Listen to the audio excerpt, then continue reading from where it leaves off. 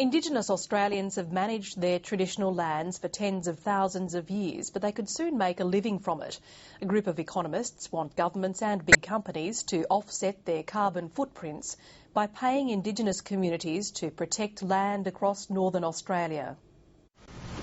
Off the Arnhem Land coast, near the remote community of Greiner, Indigenous sea rangers keep a lookout for illegal fishermen and clean up any rubbish they find. The ranger program is mostly paid for by the federal government. It's given these men jobs and made their community proud. There are similar programs in other communities, but most only employ 2 or 3 people.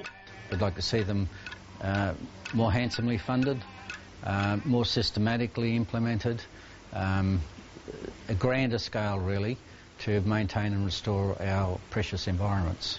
Environmental economists from all over the world are meeting in Darwin this week. Many want governments and big businesses to pay for environmental protection and rehabilitation programs to offset their carbon emissions.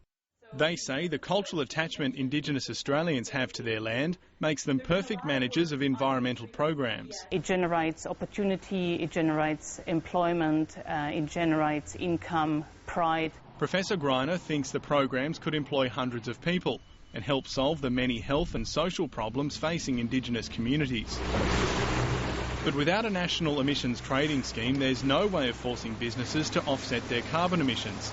In the meantime, economists want the federal government to take the lead and get more programs like this one up and running. James Glenday, ABC News.